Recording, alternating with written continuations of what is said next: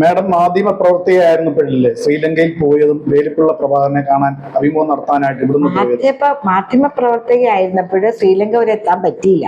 ഞാൻ കോളേജിൽ പഠിക്കുമ്പോഴാണ് ശ്രീലങ്കയിൽ പോയത്. അപ്പോൾ IPKF ഒക്കെ അവിടെ നടക്കുന്ന സമയത്ത് MD നാലാപ്പാടാണ് നമ്മളുടെ എഡിറ്റർ. പുള്ളി ഇങ്ങനെ ഫ്രീ ഹാൻഡ് തരും, എവിടെ വേണമെങ്കിലും നിങ്ങൾ പോകണമെന്നും പറഞ്ഞു. രാമേശ്വരത്തു നിന്നാണ് കലൈമണ്ണാർക്ക് ഷിപ്പുള്ളത്. രാമേശ്വരത്ത് LTTക്കാരെ കണ്ടുപിടിച്ച് അവിടെ നിന്ന് നമുക്ക് തലൈമണ്ണാറിലോ ജാഫ്നയിലോ പോയിട്ട് അവിടെ വെച്ച് വേലിപ്പിള്ള പ്രഭാകരനെ കാണാന്നുള്ള ഉദ്ദേശത്തിൽ ഇവിടുന്ന് രാമേശ്വരത്തേക്ക് പോയി. എന്നിട്ട് കാണാൻ സാധിച്ചോ? അല്ല, അത് പറഞ്ഞു വരട്ടെ.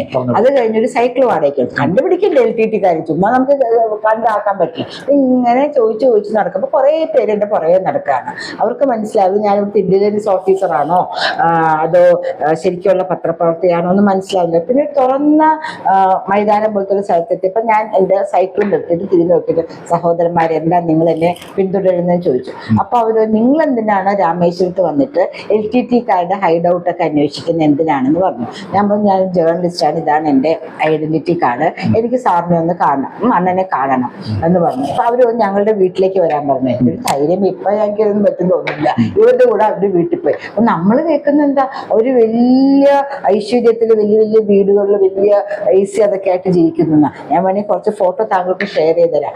ശരിക്കും മഴ കുടില് പോലത്തെ ഇതിലിങ്ങനെ താഴെ അവരുടെ പൊങ്കല് പോലത്തെ ഭക്ഷണം അത് ഇതൊക്കെ ഇങ്ങനെ വെച്ചിട്ടുണ്ട്. ഒരു ദാരിദ്ര്യത്തിന്റെ ഒരു മുഖമാണ് ഞാൻ അവിടെ കണ്ടത്. നമ്മളിവിടെ കേൾക്കുന്ന ന്യൂസ് പോലെയല്ല. കുറെ നേരം സംസാരിച്ചപ്പോൾ അവർക്ക് മനസ്സിലായി ഞാൻ ജെനുവിൻലി തന്നെ ഒരു പത്രപ്രവർത്തകയാണെന്ന് മനസ്സിലായി. അവര് പറഞ്ഞു ഇന്ന് രാത്രി ഞങ്ങള് ശ്രീലങ്കയ്ക്ക് പോകണ്ട്, ജീവൻ കൈ പിടിച്ച് വരണം. നമുക്ക് ചുറ്റും പോലീസിന്റെ പെട്രോളിംഗ് ഉണ്ടാവും. ശ്രീലങ്കൻ പോലീസിന്റെയും ഇന്ത്യയുടെ അതിർത്തിയാണല്ലോ, നമ്മുടെ നേവൽ ഇതിന്റെയൊക്കെ ഉണ്ടാകും, വരണം. അപ്പൊ ഇത് ചിലപ്പോൾ അവസാനത്തെ ദിവസമായിരിക്കാം, നിങ്ങൾക്ക് കടലിൽ നിന്നാണെന്നും അറിയില്ലല്ലോ. ഞങ്ങൾ പിന്നെ ഇത് രണ്ടും കൽപ്പിച്ച് പോകുന്നതാണ് എന്ന് പറഞ്ഞു. ശരി ഞാൻ വരാം. അപ്പൊ ജീവൻ പണയം വെച്ചുള്ള പോക്കായിരുന്നു. അപ്പോ പ്രഭാകരൻ അണ്ണനെ അവരെ വിളിച്ചിട്ടുണ്ട്.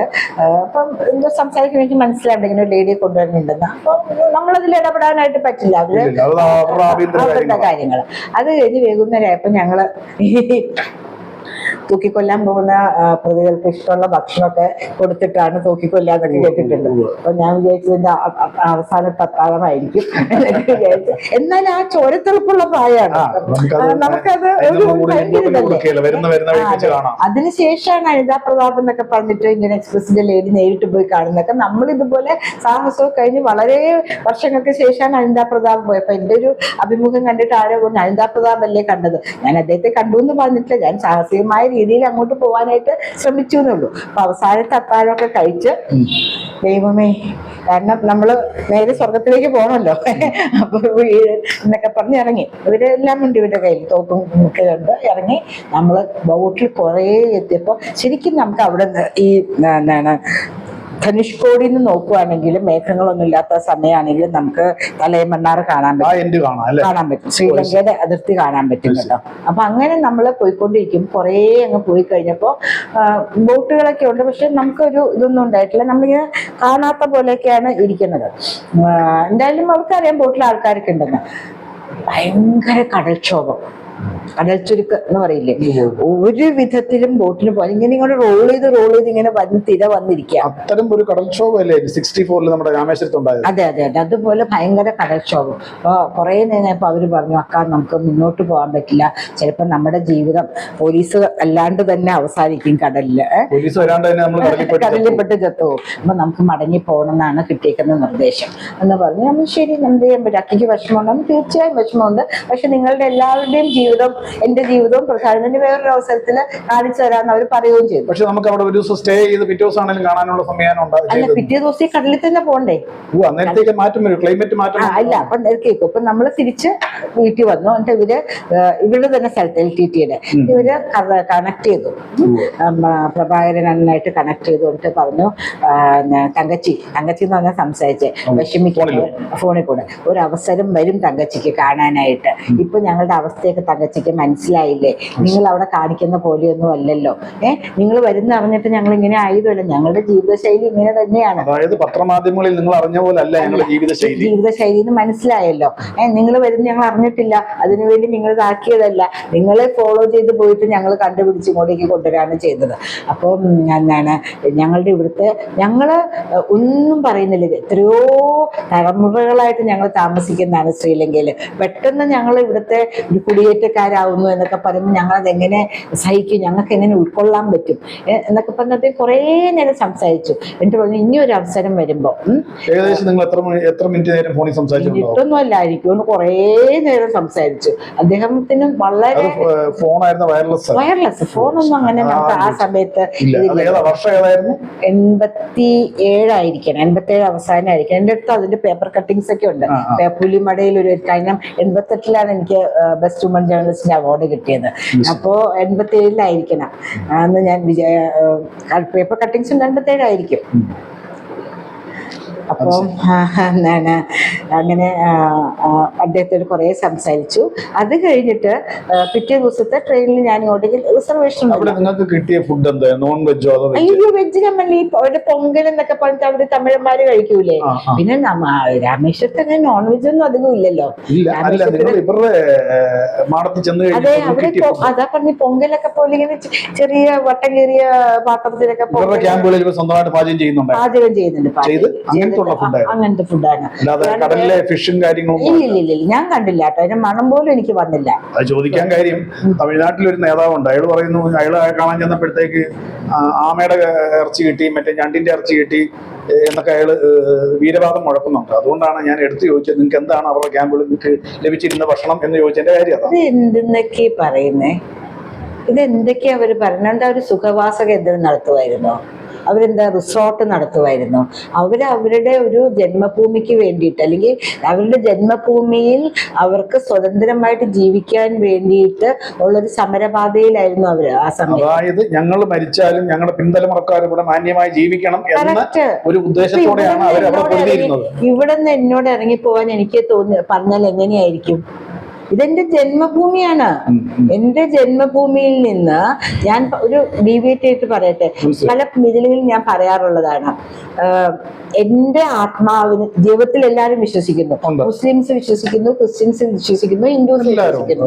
അപ്പോൾ എന്റെ ആത്മാവിന് ചേർന്ന മതം ഹിന്ദുയിസം ആണെന്നും ചന്ദ്രശേഖരന്റെയും വിജയലക്ഷ്മിയുടെയും മകളായിട്ട് കൊച്ചിയിലാണ് എന്റെ ആത്മാവ് ജനിക്കേണ്ടതെന്നും നമ്മൾ വിശ്വസിക്കുന്ന ദൈവം തീരുമാനിച്ചു.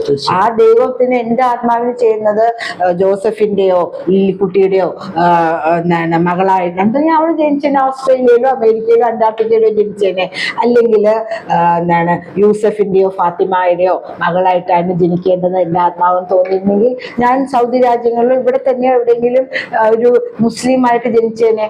ഞാൻ എപ്പോഴും പറയുന്ന ഒരു കാര്യമുണ്ട് അജി, നമ്മളെ മുറിച്ചു നോക്കൂ, വരുന്ന ചോര ഒരേ നിറമാണ്. ഓറഞ്ച് ചോര വരുന്നില്ല, പച്ച ചോര വരുന്നില്ല. ബ്ലഡ് ആവശ്യമുള്ളപ്പോൾ ഹിന്ദുക്കളുടെ രക്തം മാത്രം മതി എന്നാരും പറയുന്നില്ല. ശരിയല്ലേ? പിന്നെ എന്താണിത്? എന്റെ സ്കൂളിൽ എന്റെ ഏറ്റവും ബെസ്റ്റ് ഫ്രണ്ട് എന്താണ്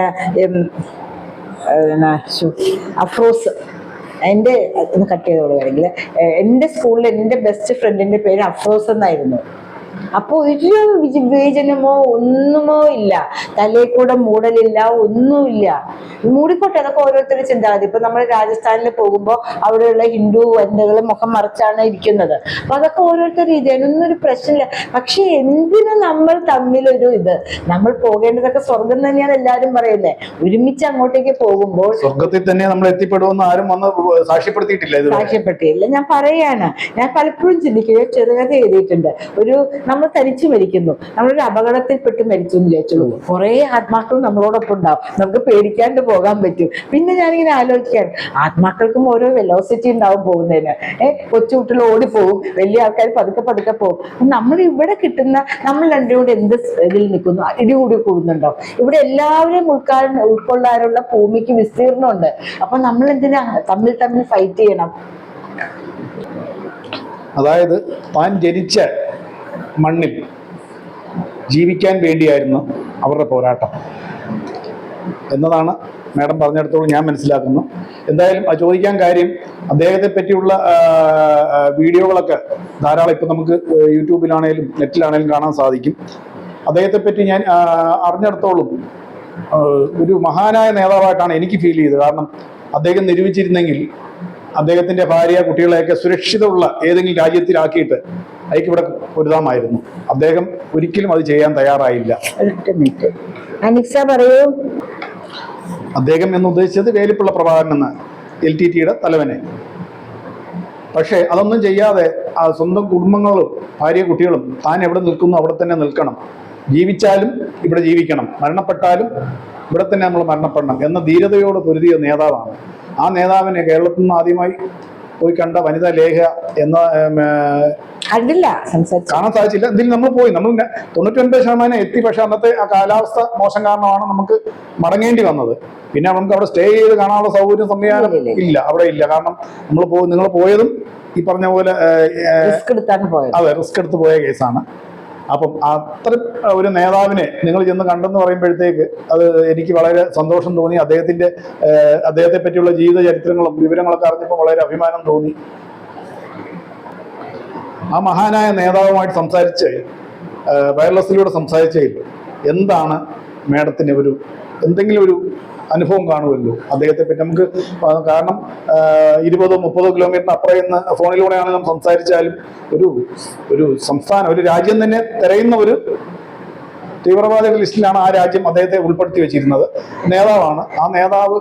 നമ്മൾ അതുവരെ നിങ്ങൾ അറിഞ്ഞ പത്രമാധ്യമങ്ങളെ അറിഞ്ഞ പോലെ തന്നെ ഒരു വ്യക്തിയാണോ അല്ലയോ എന്നൊക്കെ ഏകദേശം സംസാരിച്ചിരിക്കും. ലേഖകരോട് സംസാരിക്കുമ്പോൾ വളരെ ഇമ്പോർട്ടൻ്റ് ആയിട്ടാണ് എല്ലാവരും സംസാരിക്കുന്നത്. കാരണം എന്താണെന്ന് വെച്ച് കഴിഞ്ഞാൽ ഈ ലേഖകരാണ് ഈ വാർത്ത പുറം ലോകത്ത് എത്തിക്കുന്നവരാണ്. അപ്പൊ അവരോട് അങ്ങേയറ്റം അവർ മാന്യമായിട്ടും സംസാരിക്കാറുള്ളൂ. പക്ഷെ എന്താണ് മാഡം അദ്ദേഹമായിട്ട് സംസാരിച്ചപ്പോൾ, LTT തലവൻ വേലിപ്പിള്ള പ്രഭാകരനുമായിട്ട് സംസാരിച്ചപ്പോൾ ഉണ്ടായ അദ്ദേഹത്തെ പറ്റിയുള്ള ഒരു വിലയിരുത്തൽ? ഒരു തലൈവർ തന്നെയാണ് അദ്ദേഹം. നമുക്ക് ബഹുമാനം തോന്നുന്ന, ആദരവ് തോന്നുന്ന ഒരു വ്യക്തി തന്നെയാണ്. ഞാൻ എപ്പോഴും പറയും, നേതാവാകുന്നത് എങ്ങനെയാണ്? ജനങ്ങളോടൊപ്പം ചേർന്ന് നിൽക്കുമ്പോൾ ജനങ്ങൾക്ക് ബഹുമാനിക്കണം തോന്നും. അല്ലാണ്ട് ഞാൻ നേതാവാണ് കേട്ടോ, എനിക്ക് ജയ് വിളിക്കൂ എന്ന് പറഞ്ഞാൽ നേതാവാവില്ല, പേടിച്ചിട്ട് വിളിക്കുമായിരിക്കും. പക്ഷെ ജനങ്ങളെ ചേർത്ത് പിടിക്കുമ്പോൾ, അവരോടൊപ്പം ചേർന്ന് നിൽക്കുമ്പോൾ, അവർക്ക് നന്മ വേണമെന്ന് ആഗ്രഹിക്കുമ്പോൾ തൻ്റെ ജീവന് ഒരു വിലയുമില്ല, നിങ്ങളുടെ ജീവനാണ് വില എന്ന് വിശ്വസിച്ചുകൊണ്ട് അവർക്ക് ആ വിശ്വാസം കൊടുത്തുകൊണ്ട് അവരെ ചേർത്ത് പിടിക്കുമ്പോഴാണ് ഒരു നേതാവ് ഉണ്ടാകുന്നത്. ശ്രീ വേലിപ്പിള്ള പ്രഭാകരൻജിയോട് സംസാരിച്ചപ്പോൾ എനിക്ക് തോന്നിയത് ഒരു അണ്ണനോട് സംസാരിക്കുന്ന പോലെ. അല്ലാണ്ട് എന്നെ കുറിച്ച് നല്ല ഒരു ലേഖനം വരാൻ വേണ്ടി ഞാൻ ഇവരെ എങ്ങനെ ഇംപ്രസ് ചെയ്യണമെന്ന് വിചാരിച്ച ഒന്നും അദ്ദേഹം സംസാരിച്ചിട്ടില്ല, തോന്നിയില്ല. കാരണം കാര്യങ്ങൾ വ്യക്തനിഷ്ഠമായിട്ടും വളരെ സാഹോദര്യ ഭാവത്തിലും അദ്ദേഹം സംസാരിച്ചു. അതിനിടയ്ക്ക് എനിക്ക് തമാശ തോന്നിയ കാര്യം, തങ്കച്ചി ബോട്ട് കടച്ചുരുക്ക് വന്നല്ലോ, അപ്പൊ உங்களுக்கு വോമിറ്റിംഗ് സെൻസേഷൻ വന്നാച്ചാ? എനിക്കങ്ങനെ വന്നില്ല, ഛർദില് വന്നില്ല. അപ്പൊ അദ്ദേഹം പറഞ്ഞു, കൂടെയുള്ള ആർക്കെങ്കിലും അണ്ണന്മാർക്ക് വന്നോ? അപ്പൊ എനിക്ക് എന്ത് പറയുന്നല്ലോ, 1-2 പേർക്ക് ഒരു കടൽ ചുരുക്കിന്റെ ഒരു അസ്വസ്ഥത അനുഭവപ്പെട്ടു.